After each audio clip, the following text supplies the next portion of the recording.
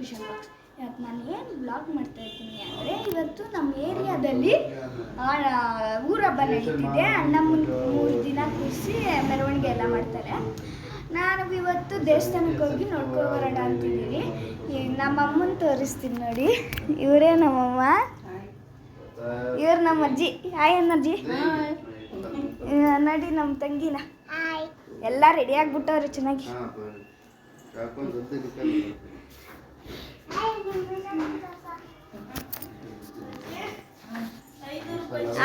ಇವಾಗ ನಾವು ದೇವಸ್ಥಾನಕ್ಕೆ ಹೋಗ್ತಾ ಇದ್ದೀವಿ. ದೇವಸ್ಥಾನಕ್ಕೆ ಹೋದ್ಮೇಲೆ ಹೆಂಗಿದೆ, ಏನು ಮಾಡ್ತಾರೆ, ಹೆಂಗಿದೆ ಅಂತ ತೋರಿಸ್ತೀವಿ.